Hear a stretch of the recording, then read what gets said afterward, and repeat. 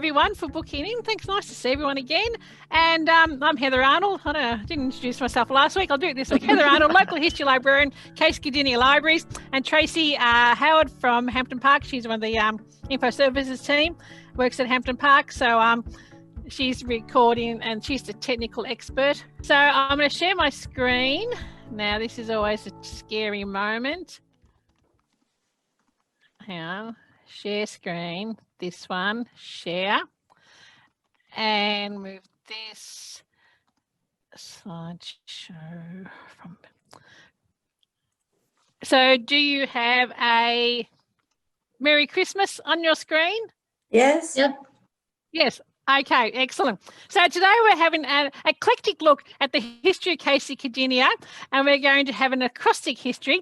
So the first letter of so MERRY, Merry Christmas, would be M is for, E is for. So we're looking at the history of the area based on the theme suggested by the letters, by the letters in Merry Christmas. And next week we're doing Happy New Year. So it's just a bit of eclectic history. And we'll start with M is for Mechanics Institutes. So you may know this building. This is a Mechanics Institute in Berwick, built in, it started in 1862, and it's still actually providing library services to the people of Berwick over 150 years. So it's a remarkable achievement, I think, for an institution like the Berwick Mechanics Institute to still be going and still being part of a community 150 years later. There used to be over 1,000 mechanics institutes, and a mechanics institute is like a TAFE college. It provided education for mechanics or tradesmen and artisans, and nearly there was 1,000 in Victoria. So probably nearly every town in Victoria at one stage had a mechanics institute, often associated with the public hall. But the Berwick Mechanics Institute is today one of only six libraries, six mechanics institutes that still provide a library service. There's also the Athenaeum in Melbourne, which was established in 1839, Ballarat, Paran, Holden, Footscray. Footscray, apparently, Mechanics Institute specialises in romance novels. So if you're a romance reader, Footscray Mechanics Institute is the place to go. So, you know, I think they're an interesting part of our history. So other mechanics institutes are still in the area include the Narre Mechanics Institute, or the Public Hall. And this was built in 1891. And it did have a library service from right up until 1941. So it was open 3 to 4 on Saturdays and 4 to 5 on Tuesdays. And in 1898, there were 990 books. So it was, you know, provided not only a place of for people to have, you know, the normal entertainment that you have in an area, but it also provided library service. And mechanics institutes such as Narre and Berwick also provided lectures and other sort of, you know, things to improve the education of the locals. I'll just look at 2 other mechanics institutes. The old Tooradin one, which was built in this one here in Open Boxing Day, 1882. And it's sadly burnt down in 1938. But it was replaced almost the same year by another hall. And you'd find that halls often burnt down. Another example here is the Garfield one. And it's also burnt down. It was built in 1904 and it burnt down in 1937. And it was supposed to be, they thought perhaps a cigarette left in a waste paper basket caused it to burn down. But I think, it was just one of those things with old wooden halls such as the one here at Tooradin or the one at Garfield that they were prone to burning down. So the Garfield Mechanics Institute had a library which was opened in 1906, 2 years after the hall was established. And it cost you 2 shillings and 6pence a quarter or 10 shillings per annum to borrow from the library. As I said, the hall burnt down in 1937, and like Tooradin, almost the same year. It was only a few months later, the actual new building was built. They, in those days, it didn't take long to build a building, and I suppose there was no applications to council, you know, all those things you'd have to have these days, no environmental impact statements, etc. So, you know, most of the community rallied around when the hall burnt down and built a new one straight away. So mechanics institutes or public halls have played a big role in the community, the social and the educational life of our area. The second hall was also burnt down as well. new one built at Garfield, one built in 1937, then burnt down again in 1984. So there you go. So that's M. M is for Mechanics Institutes. E is for education. And let me just, oh, and I can't, there we go. E is for education. So the history of education in the area is interesting. There was always, the earliest school in this area, I believe, was built in 1854 on Captain Robert Gardner's property at Berwick. So if you know where Edrington Retirement Village is at Berwick, or Harleby College at Berwick, that's basically where Captain Robert Gardner had his property. And it was built in 1854, and then it moved to 2 or 3 locations until finally it was built, well, penultimately, it moved to the corner of High Street and Lyle Street and Peel Street, in Berwick. And it's now a cafe, primary Pioneer Park, and that's Primary's Cafe now. So this original building here, I don't think any of that exists, but some of the early buildings still exist. And it was saved when the school moved from the location in Peel Street to its current location. There was community involvement or community agitation to maintain the building and save the building, and we're very lucky that they did. So, but it's interesting when you consider schooling in those days, when you can see all these little kiddies here. There would have been maybe 2 rooms in the school. You might, if you grew up in a country area, you may have gone to a small country school where there's only 1 or 2 teachers. And when I do talks to kids these days, you know, they're just astounded that even the teachers are astounded. You know, a teacher might have to prepare lessons for everyone from a preppy right up to a year 8, because of course all state schools finished at year 8 in those days. So that was one of the earliest schools in the area. There was also at the same time a lot of religious schools. So in Lyndhurst, for instance, in 1854, a Church of England school opened in Lyndhurst, just out of Cranbourne, and there was 12 boys and 10 girls, and they had to pay 2 pence per day to attend. And there were, of course, a number of small private schools, and often women started a small school, and there was a way to increase. Well, it was a job for her, and they had a small private academy where they might have just sort of taught girls or taught boys.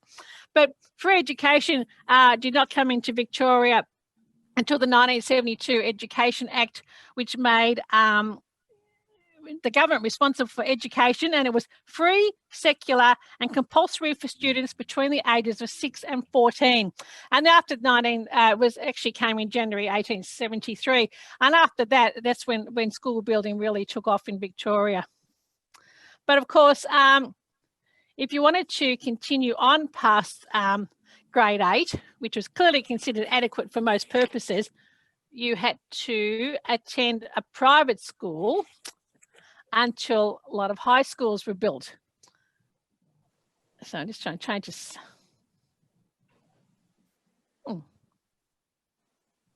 Can't get the, there we go. It's such a cool photo. The Berwick Primary School one. Yeah, it is a great one. Yeah, it's a lovely one. And when you consider how little playground equipment there was, I suppose, in recess time, all they did was just run around. And anyway, it is a great photo. Anyway, people love this one because if you can see this lady here in the background, she has no head. And sometimes kids point that out. The headless teacher. Yeah. So these little kids, you know, they would have done year 8, and they may have gone, if their parents were rich enough, they may have gone on to a private school, or they may have gone on after 1919. Depending on where you lived in the region, the Casey-Cadina region, if you lived at this end, you would have gone to Dandenong High School, which started in 1919, or if you lived the other end, you would have gone to Warrigal High School, which opened 1911, perhaps even Frankston High School. So there was, you know, you just had to, not many kids went on to high school. And so my father, we grew up at Coral Inn. So if you lived one side where he went to Warrigal High, but everyone else virtually a mile the other side towards the west, they all went to Dandenong High School just by bus. So it would have been, you know, quite a long trip every day. And then in the other high schools that opened in the area was the Upwey High School, which opened 1937. Koo Wee Rup High School, which opened 1953. And then in the 1960s, Doveton High School opened.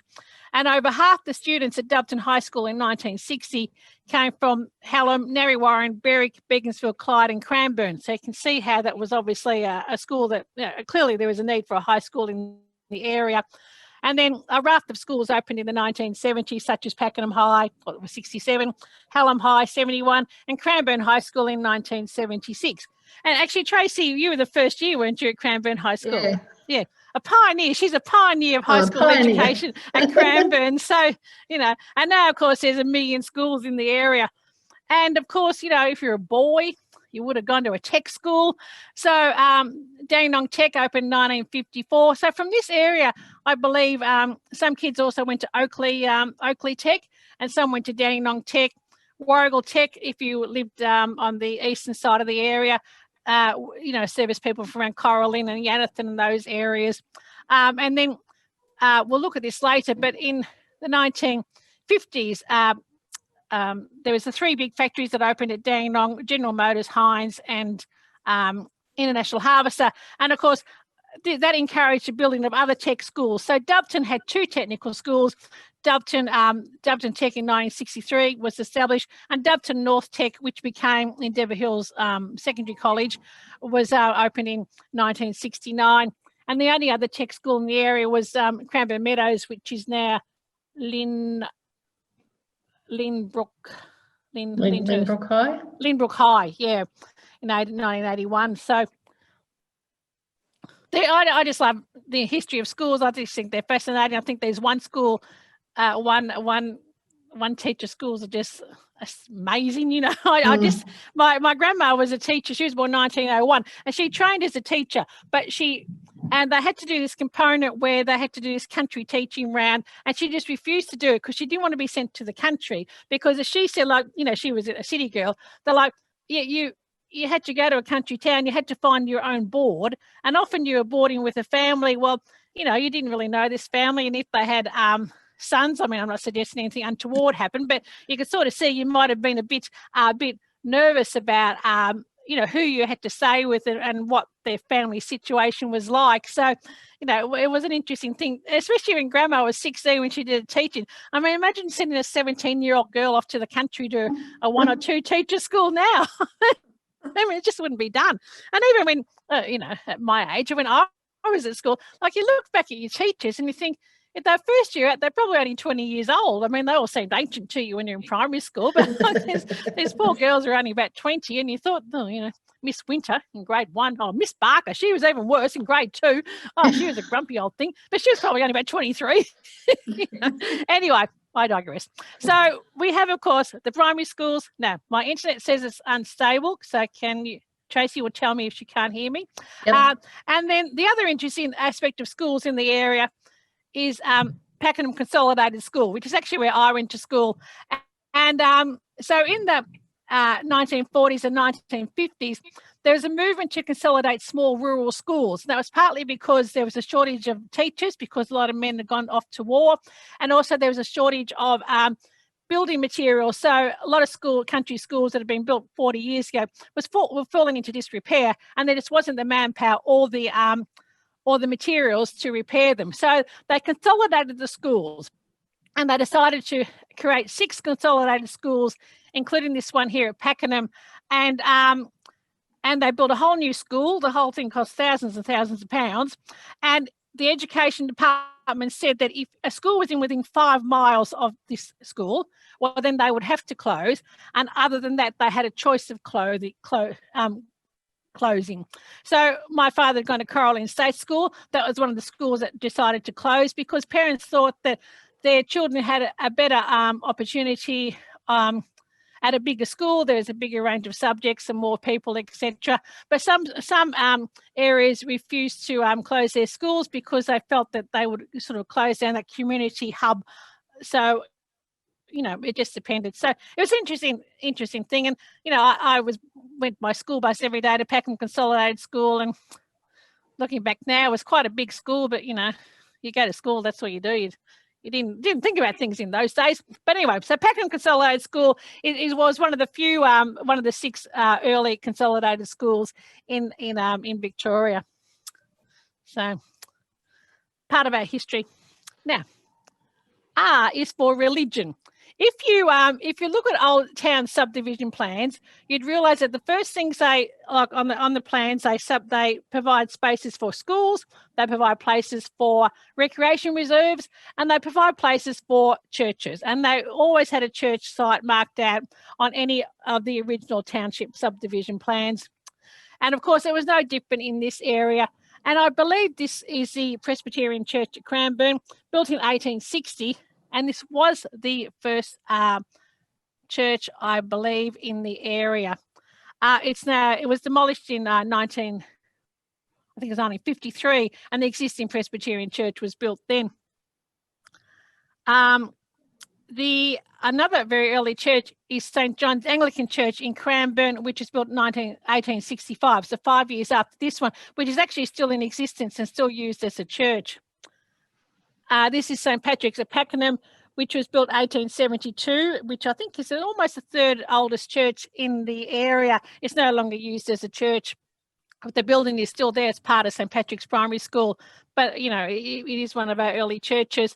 And other early churches include the Anglican Church at Berwick, which is also no longer used as a church, but the building's still there.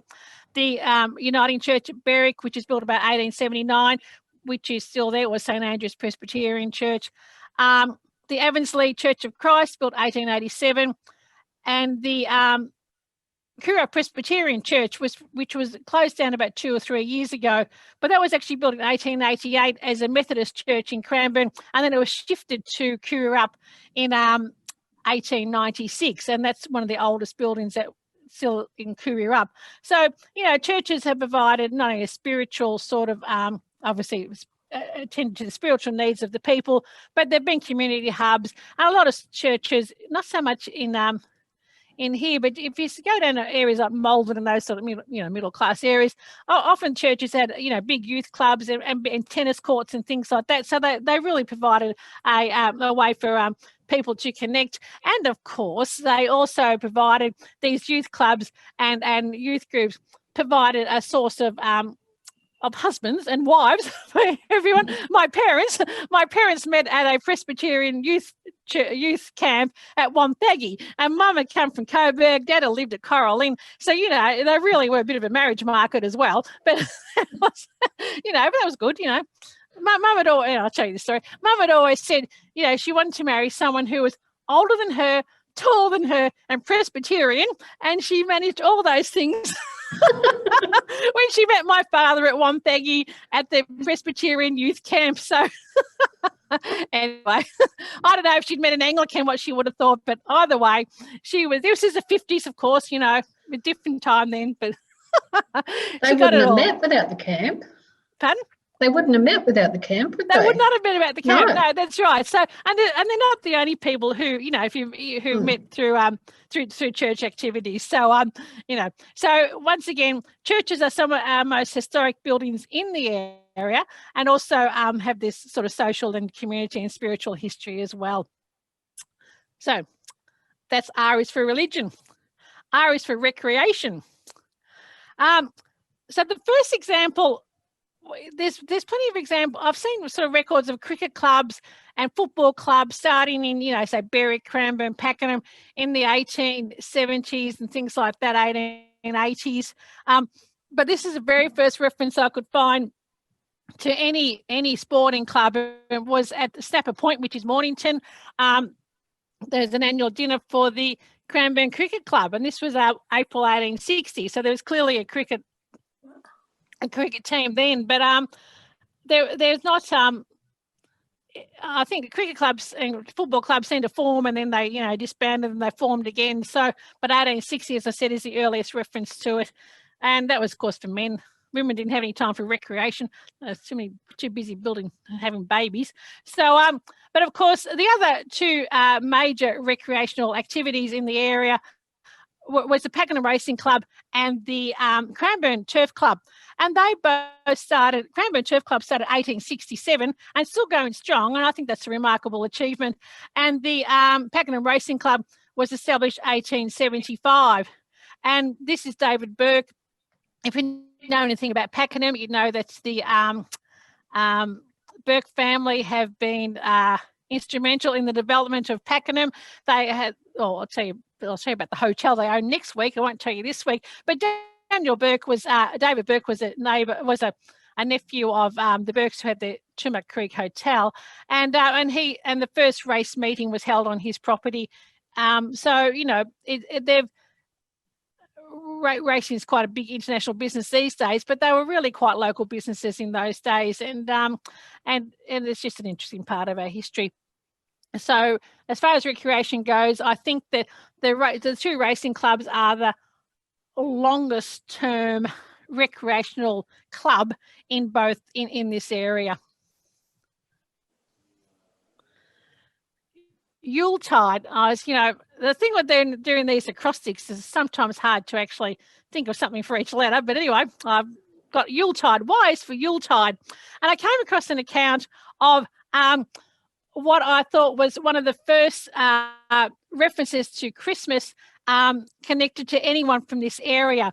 And it's connected to Samuel Rawson. So Samuel Rawson and his partner, Robert Jamieson, took up the Yallock Creek Run in 1839. So Yallock Creek Run is south of Koo Wee Rup, and it's based on the Yallock Creek, obviously. So this map here, so where it says, if you can see Ruffy here,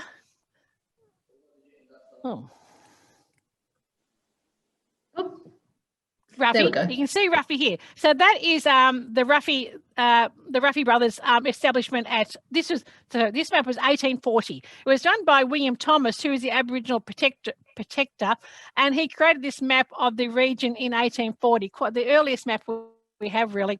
So Ruffy, which you can see here, is the Ruffy brothers who were at Cranbourne. So Ruffy is essentially where Cranbourne is today. Narre Warren, that's the old Aboriginal protectorate at Narre Warren. So where the police paddocks are now, but they called it Narre Warren, it's where the police paddocks are now, corner Stud Road and whatever. I can't remember the name. Whatever, police paddocks at Narre, Dandenong, they call it now. And then this was here.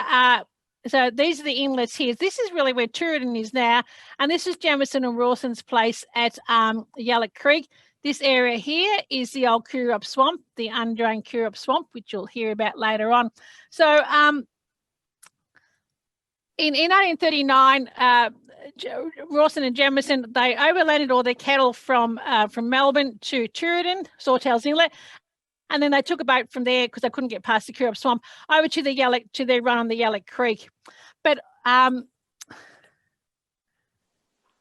let me just, on their way back from Yallock, they went to Edward William Hobson's Kangaroo Run on Arthur's Seat. And this is Arthur's Seat here, you know where Arthur's Seat is. So they sort of come back here and they decided to take a bit of a detour, and probably this would have been the best road back into Melbourne.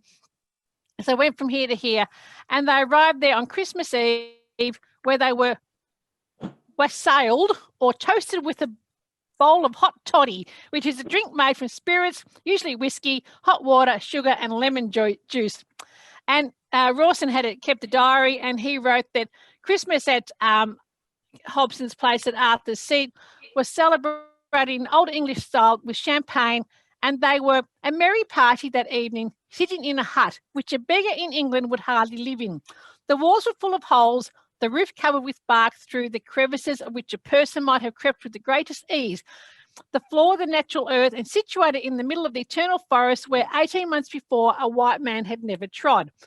So, they were clearly very early European settlers in the area, and it's just an interesting way to celebrate Christmas. Rawson's diary is at the National Library, I think, and it's quoted a lot in Niall Gunson's book, History of Cranbourne, Cranbourne Shire, A Good Country, and it's sort of a fascinating look at the early European settlement of the area. So that's the first Christmas I could find. Now, C is for councils. We've done Merry, we're on to Christmas now. C is for councils. This is the Shire of Berwick, 1890s, all blokes, as you can see. I've got photos of the Shire of Cranbourne, same time, all blokes, but that's all right. So the first form of local government in the area were the road boards, and the Cranbourne Road Board was proclaimed in June 1860, the Berwick Road Board in September 1862. And then the road boards all became councils, and the two councils here, Shire of Berwick, Shire of Cranbourne, were established in 1868. Cranbourne first, February 24th, and then Berwick on May the 5th. So that was essentially all the Casey Cardinia region was essentially the old Shire of Berwick, Shire of Cranbourne. The next move in local government was in 1973, so 100 years later, when the Shire of Berwick split and the city of Berwick was formed and the Shire of Pakenham was formed.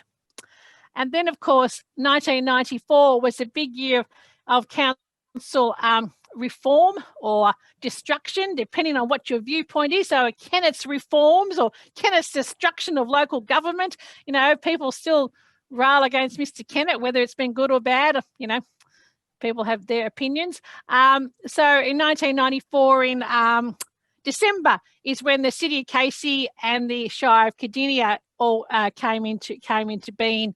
So the poor old city of Shire of Cranbourne was split in two. Half of it went to Cardinia, half of it went to Casey. But it is an interesting thing that I believe this region has the shortest lived city in the entire world, because in April 22nd, 1994, the city of Cranbourne came into being. So the Shire of Cranbourne decided, oh no, we don't want to be Shire anymore. We want to be a city. So they made themselves a city, and then, like 6 months later, in December, the whole thing was abolished and they became part of the city of Casey. I mean, you do have to wonder, given that council amalgamations had already been taking place in other areas at least a year or two beforehand, why the Shire of Cranbourne decided to go ahead and rebrand as the city of Cranbourne, however they did. So they only lasted 6 months. And so I believe that they would be one of the shortest lived cities in the world, probably. So anyway, we do have a few pioneering women in the area. So this is Councillor June Matthews, and she was the first Shire president in the region. So the councils were formed, as I said, 1862. It wasn't until 1979, so 117 years later, that any of the shires in the area had their first female Shire president. And this is Councillor June Matthews, and she was in the Shire of Pakenham. Then a year later, the city of Berwick had their first mayor. That was Councillor Jan Bateman. And the Shire of Cranbourne didn't get their first Shire president until 1988, when Councillor Judy Elso became a Shire president. So, and of course, you know that initially with any sort of voting, women couldn't even vote. But in shires, of course, if women owned land, they could eventually vote. But you know, it was a bit of a hard road to stand as a councillor. So, so June Matthews, she came from Garfield. Actually, she was our first Shire president. And Miss Trixie Thomas here, she had a significant role in the history of the Shire of Berwick, because she was their first female Shire secretary. And she got the job in 1952. She'd been employed at the council for 27 years, had been acting assistant secretary for some time, is what the paper said, and she finally got the job. But even when she got the job, there were protests, because in 1952, the Returned Soldiers League thought that these positions should go to a returned soldier, and I can sort of see their argument. But clearly, Miss Thomas was well more than qualified, and the Shire of Pakenham, Shire of Berwick stuck to their guns, and they appointed Miss Thomas as the Shire secretary. She was also very big in the Historical Society. Miss Thomas's grandfather had started the Pakenham Gazette. She was the brother of Herb Thomas, and the sister, sorry, of Herb Thomas. So it was her grandfather who started the Pakenham Gazette in 1909. So once again, she's a woman who's, you know, really a pioneer in her role. So H is for holes in the ground or quarries. I have to tell you, that was a bit hard to find that one. So quarries. This area has quite a history of quarrying, and of course the most famous one would be you probably feel would be the Wilson basalt quarry at Berwick. It's now, of course, Wilson Botanic Park, but it was I love this photo. It's a great photo. It was established in 1859 when William Wilson. It was established in 1859, but then really expanded in 1874 after the due to the construction of the railway line, which we'll talk about in a minute, which went from the railway line from Melbourne through to Sale. So because it provided ballast for the railway line. So it was quite a busy line then. And then after the railway line was built, William Wilson's son, who was also William Wilson Jr., he took over and he leased the quarry from his father. And it was used as a quarry basically consistently until 1978, when the Wilson family, who still owned the quarry, then donated it to the Shire of Berwick, and it's now Wilson Botanic Park. So, you know, Wilson, the quarry is interesting to provide a lot of employment in the area. If you go through the school rolls, the Berwick State School rolls, you see a lot of the fathers are involved in working at the quarry. You can tell by their occupation. So it certainly provided a lot of employment to the area. And now, of course, the park. Another famous quarry would be the Tynong Granite Quarry, which provided the granite for the Shrine of Remembrance. So the shrine was constructed between 1927 and 1934, and there was a competition to design the memorial, and it was only open to returned soldiers, and it was officially opened by the Duke of Gloucester on November the 11th, 1934. And a newspaper report at the time said, certain that the people of the state will approve fully, the National War Committee has now decided that the Shrine of Remembrance shall be built not of freestone, but which is subject to weathering, but of granite, the most lasting of structural materials. Beautiful silver grey granite of an eminently suitable kind is available in Tynong in Gippsland. So my grandma, she grew up in Tynong.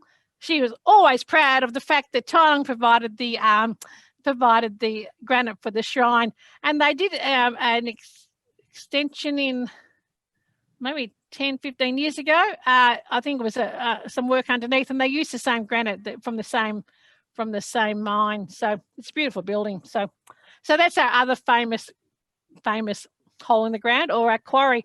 And of course, there's still a lot of sand mining going on in the area. If you know what Lang Lang and Yannathan, right through Narre, all those areas, there's a lot of sand mines there. And the Royal Botanic Gardens at Cranbourne was also originally a sand mine. So Cranbourne's another sandy area. So so I know people don't like quarries, they don't like all these things these days, but the point is, it's been it's part of our history. So that's holes in the ground for you. Railways. R is for railways. I love railways. I'm not a train spotter. I might have told you this before if you heard me talk. I love the social history of railways. So I love railways because I'll read my writing. So they've been pivotal in the development of Casey-Gardenia. And so they've been used, for personal reasons. So, you get on a train to go to work, you go on a holiday, you can access medical services, you just get on a train, you just get to Melbourne. They have been used to transport produce to markets, tourists to holiday destinations, and they've also influenced the location and the growth of towns. And that's what I like about railways, is the social history of them all. And when you consider places like Pakenham and Narre Warren. So Pakenham was the original township. Pakenham was on the highway, corner of the highway and the Tumuk Creek. That's where Bourke's Hotel was established, and the township grew up around there. But when the railway line went through, the township, of course, moved from the highway to around the railway station. And the same thing with Narre Warren. The original Narre Warren township was where Narre Warren North is today. But when the railway went through, the town then moved on to focus around the railway line. So railways have influenced where towns are built, and there was keen competition in the olden days to get a railway in your town, because people knew that it provided a great thing, you know, as I said, to get your produce to market, but also helped with the development of the town. This is an Area 1 railway station built in 1882, and that's part of the line that went from Melbourne to Sale, which is built in stages. Essentially, in this area, Oakley to Bunyip opened in October 1877, but the line was fully opened by 1879. So that was the first railway line in the area, the Gippsland line. The second line was the Great Southern Line, which went from Dandenong to Port Albert, and now only goes as far as Cranbourne. So that had stations such as Cranbourne, Clyde, Tooradin, Koo Wee Rup, Caldermead and Lang Lang, and went all the way through to South Gippsland. That was the Great Southern Line. And then the third line that we'll talk about is the Strzelecki, Koo Wee Rup to Strzelecki line, which opened in June 1922 and was closed completely just over 30 years later, by February 1959. In fact, the line went from Koo Wee Rup, then it went through to Bales, Catani, Yannathan, Heathhill, then out across the hills to Pyram, Athlone, ended up at Strzelecki. But even like within, opened 1922, within like less than 10 years, those stations in the hills had already closed. And by the 1940s, it only went as far as Yannathan. So, but, you know, by then, of course, people relied less on railways, and many people had their own cars, and trucks sort of started carting produce as well. This is the Yannathan railway station. This one here, the train's going to Bales.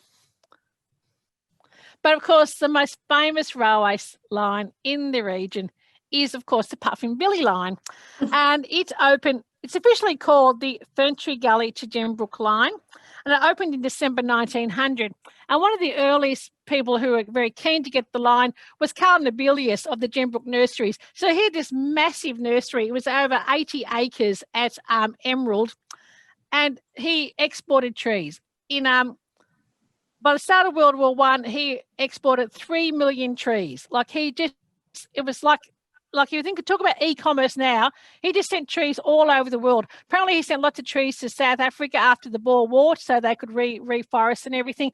He produced catalogues every year or a couple of times a year, and people just bought stuff from him. Like, he was just amazing. So he was really keen, of course, to get the his nursery started, I think it was about 1880, and he used to take everything down to the Narre Warren station. But once Puffin Billy or that line opened, he could send all his trees out directly from his own siding at Emerald to the rest of the world. It was an amazing thing. So if you go up to Emerald now, there's the Emerald Museum, and that's just near this. I think this building still exists. So, but of course, with Puffin Billy, and then he carted Mr. Nobelius's trees. It also carted timber and potatoes and other things like that. But it was quite a popular train route, but it was never particularly profitable. A lot of our railway lines weren't profitable, and it was closed in 1954 because there was a landslide at Menzies Creek. But then the Puffin Billy Preservation Society was formed, and that was just to make it a tourist railway. So they've been working now since 1955. That's a number of years, over 60 years, and they're now got it as a railway, as a tourist railway. In fact, since so Puffin Billy, once it reopened, after they reopened in stages, they had to clear the landslip, and then they just reopened right through to Emerald and then to Gembrook, and it's carried something like 8 million passengers since it reopened. It's a if you consider Casey Gardenia as a tourist destination, the Puffin Billy Railway line would be one of the major tourist activities in our region. And there's a postcard of it there. You were saying that she'd been to a wedding in that shed. Oh, okay, yeah. So but it's good. But you can't sit outside of the train anymore. having said this, and my love of railways, I've never actually been on Puffing Billy. I can't mean to do something about this because it's a bit slack. But anyway, so trains, you know, love them or hate them. I just love trains. Love the whole railway thing, and they have affected the development of the area and also sort of the social aspect. I mean, imagine when the railway line went through in the 1870s, and you lived in Berwick. Like, instead of having to take a coach to town, which could take, you know, I don't know, 2 days or something, you get on a train or you'd be there in a matter of hours. I mean, it was just, it just opened up your world. You know, it was just the most amazing thing. So that's what I think of trains. So that's R is for railways.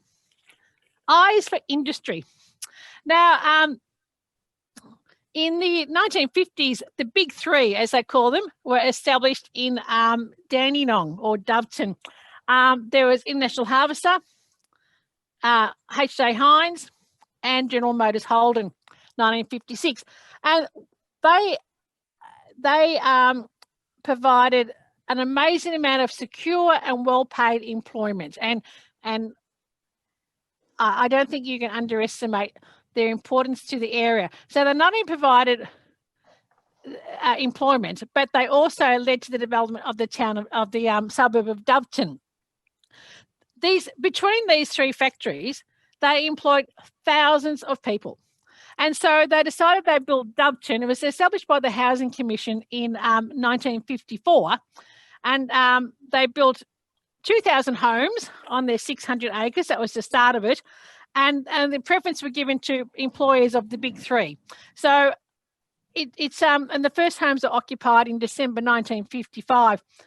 So they're not only not only did we have the big three, International Harvester, Heinz and GMH, but they also had all these associated industries with it. So, you know, anything associated with the motor trade, such as, you know, tyre manufacturing or component manufacturing, that also was established around the Dandenong region. So they just contributed to the wealth of the region in such a massive way. The other thing they did was, and Sid Pargetter, who was a local councillor who's just recently passed away, he wrote a book about trying to get community facilities in Doveton. And basically, the way the rate system used to work, big places like International Harvester paid as much as, you know, the average house, but he changed the rating system, so they started paying their way, and all of a sudden the Doveton riding was awash with money, and then they could build things like the public hall, the public swimming pool, and have a community bus. So, you know, they are an interesting part of our history. Sadly, I think International Harvester is still there, but General Motors, as you know, isn't. And is Heinz still there? I can't remember.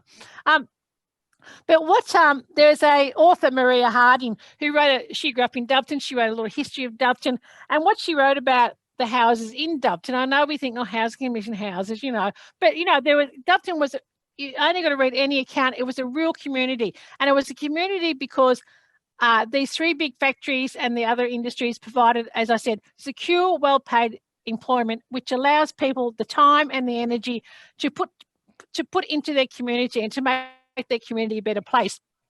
And Maria wrote, and you have to consider, in the 1950s, after the war, a lot of houses were in poor condition, and they were also, you know, there wasn't a lot of money around to build new houses. And she said, one family per house with private facilities, a backyard and garden enable families to establish themselves and look to the future. The homes are often better planned than anything the tenants had ever experienced. So, you know, they really did, you know, it was a, when you read accounts, Doveton was a really community-minded town. The other thing that this big three did is it accelerated the housing development in the surrounding areas such as Hallam, Hampton Park and Cranbourne North. So, General Motors Holden alone, their car park held 1,000 cars, and there was also, as you would know, the railway line, there was a General Motors railway station just behind that was established purely for the workers at General Motors. So that is I is for industry. S is for space. The meteorites, the Cranbourne meteorites. I love talking about these. So the Cranbourne meteorites were found between 1853 and 2008. So here's our little map here.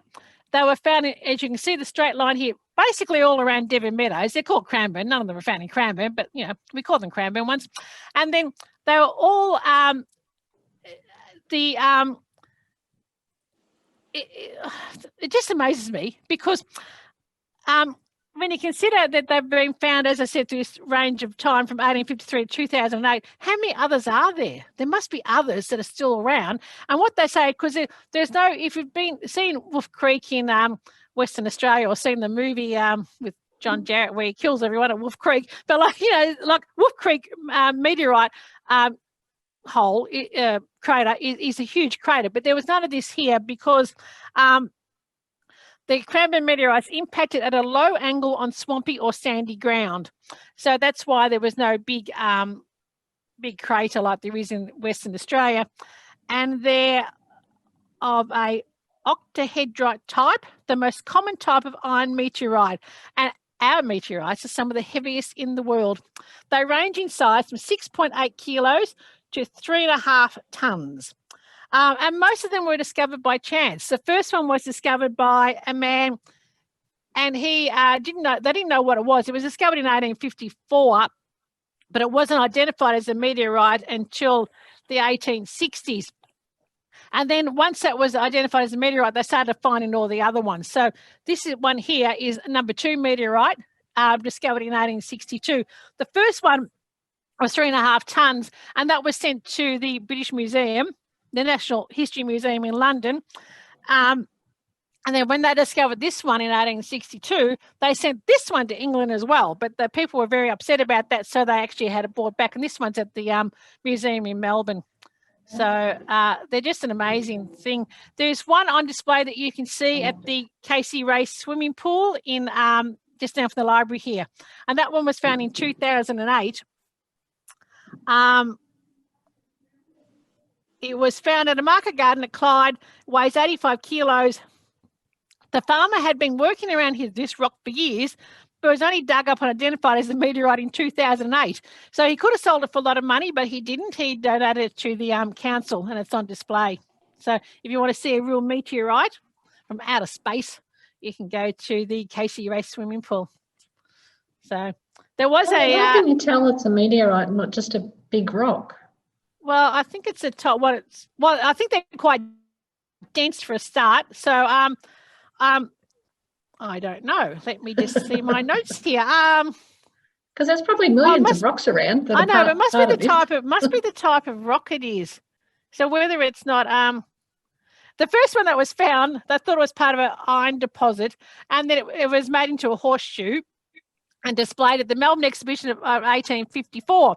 And then in 1860, Alexander Cameron, if you know Cranbourne, Cameron Street is named after him, took the horseshoe to Melbourne to a conference to convince the powers to be that Cranbourne needed a railway station because of all these iron deposits in the area. I think he thought this is going to be like the next Hammersley Ranges or something in Western Australia, but it never happened. So,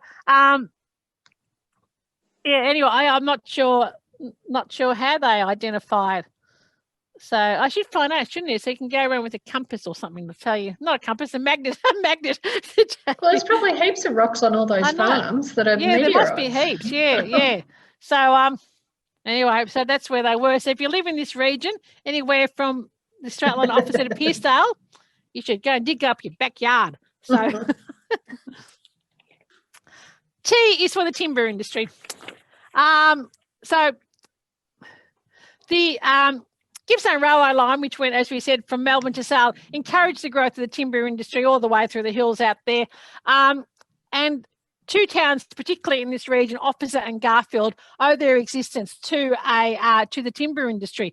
And they both started because the Officer family, they started shipping out their timber from the Officers' Wood siding, which was opened in 1881. And the Officers' Wood siding became the Officer Railway Station. I mean, Officer, if you know, the town hasn't had much development until the last 10 years. It's a bit of a one-horse town, but, it's really boomed now.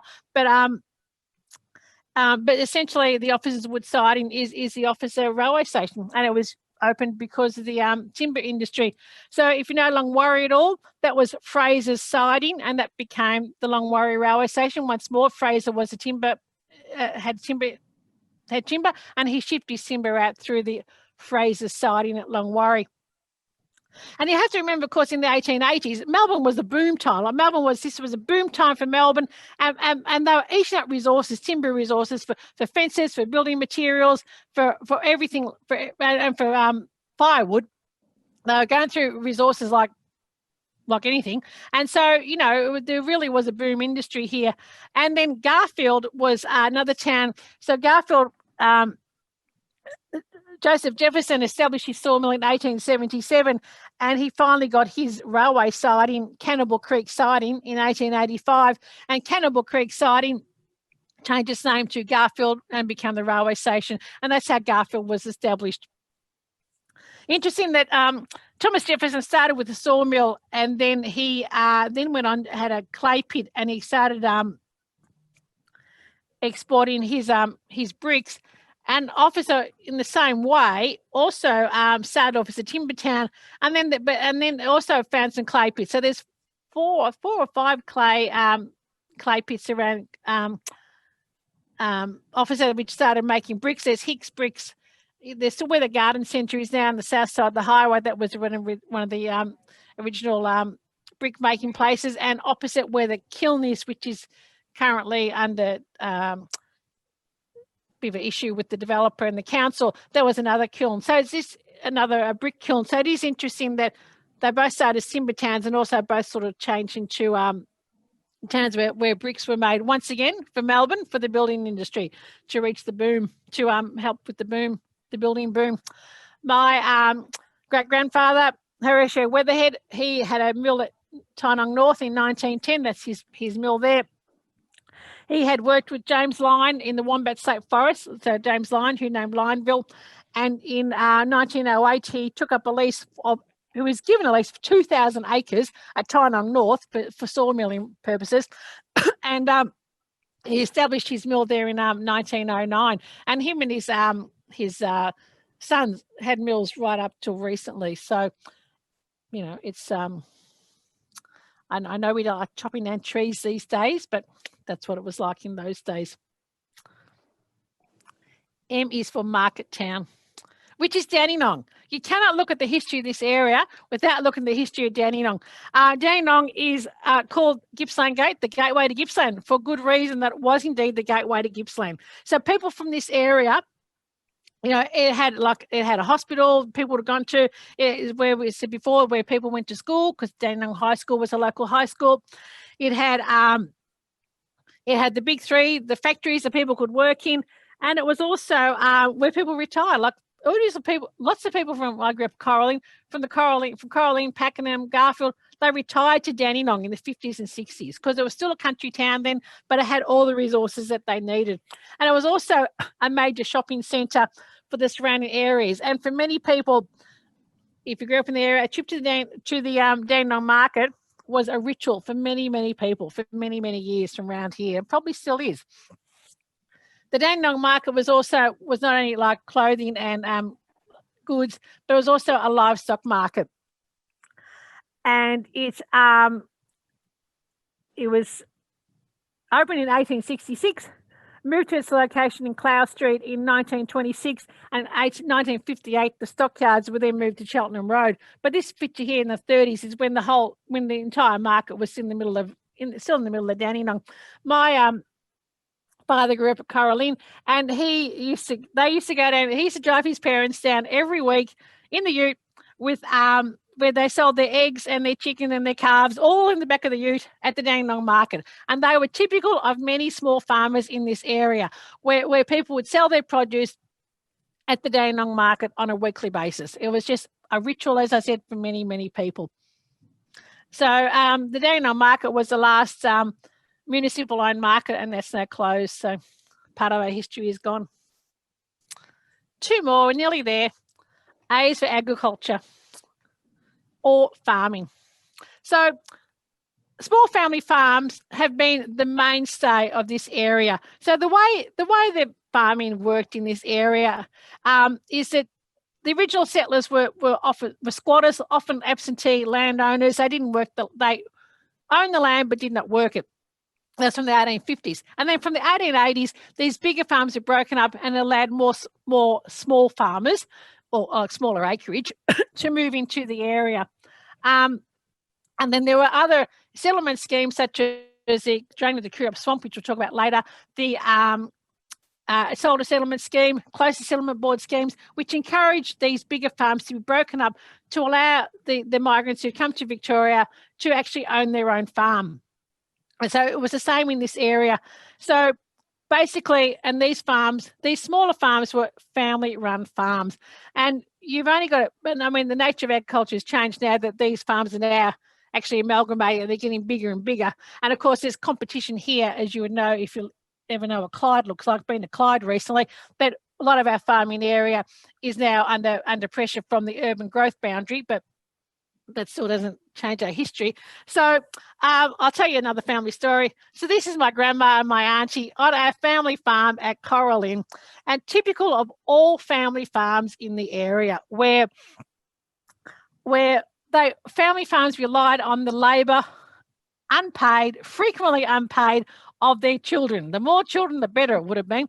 So, you know, grandma and grandpa had 6 children, and they basically, all the kids, my father, his brother, all my aunties, they would have, you know, fed the hens, weeded the veggie garden, fed the calves, milked the cows, collected the eggs, ploughed the paddocks, planted crops, fixed machinery, all those things. Whatever happened before they got to school, after they got home from school, and once Dad and my uncle left school at the end of Form 3, they worked on the farm, unpaid. And it wasn't until my father got married that he said to his mother, I need some income, you know, because he wasn't getting paid anything. And then by then he probably had 3 kids. So, but, you know, that's what family farms are like. The sons often stayed there after they were married, worked on the family farm for very little money. And this is another photo. That's my auntie, my great auntie and my auntie, and the family pigs. Sort of a cute photo. But that's what they did. They were self-sufficient. These family farms, not only they had their own veggie gardens, they killed their own meat. Like grandma and people like your own grandparents would barely have gone to the supermarket for anything because they didn't need to, because they produced all their own food on their if they had a house or on their farm. And family farms are what made this area. It was they got their farm, it gave them money, they contributed to the community, they went to the local church, they went to the local school, they shopped at the local general store. They're the I suppose the glue that kept the community together, the local family farmers. So, and of course, family farms also needed so the small towns like, say, Garfield, which was a service town, they would have provided the other services that people need, like the garages and the bakers that came out and all those sorts of things. So, you know, they really have contributed to the wealth of the area, small family farms. And I'm going to finish off with S. S is for swamp. If you've heard me talk more than once, you know I love the Koo Wee Rup Swamp. S is for the Koo Wee Rup Swamp. So the Koo Wee Rup Swamp was originally 40,000 hectares, and the Shire of so essentially the Koo Wee Rup Swamp went from Cardinia right through to maybe Medalla, south of the railway line, north of Yannathan, and it was originally 40,000 hectares. The Shire of Cardinia is 128,000 hectares. So if you imagine the Shire of Cardinia today, 1/3 of the Shire of Cardinia would have been the Koo Wee Rup Swamp, would have been, like you see in this photo here, underwater. It was drained from 1889 to 1893 by the construction of the main drain that went from just as a Bunyip River entered the swamp just south of Bunyip, right through to Western Port Bay. And it was drained, you know, it only took 4 years to construct this drain. It was 16 miles long, 25 kilometres long. And it was over 500 men worked, like you see in this photo here. Like in conditions like this, it would have just been awful conditions, but they did it and they did a really good job of it. However, this is Iona, which is just up from Coralin. You can see that's the main drain that was constructed, and that is the township of Iona, such as the township is. So, but once they weren't happy about, the Public Works Department decided, oh no, they didn't like all this, so they took over the construction of the drainage projects on the swamp, and they appointed Carlo Gattani There you go. There's a photo of him. Carl Akatani, Public Works Department engineer. I write a lot about him. I'm in love. And so he introduced the village settlement scheme. And he introduced village settlements at Koo Wee Rup Coralline, Iona. That's Iona here. And where people had to, it was like unemployed people from the city. 1890s was the Depression, 1880s the boom, 1890s the Depression. And then they got 20 acres, up to 20 acres, and they had to work on the drainage projects, and they also had to become self-sufficient on their own farms. And that was a whole impetus for the whole rationale for these village settlements, of which, of course, Iona was one. It wasn't such a great life for a lot of people because a lot of them were unused to farming, unused to hard work. They had no money behind them because they'd been unemployed in the city. It was actually quite an awful life for some. And in 1904, they had a second wave of settlers, well, early 1900s, and that's when my great-grandfather came to Coralline in 1903, and he'd been a market gardener. And so he'd, so the second wave of settlers probably had more farming experience, which is what was needed on the Koo Wee Rup Swamp.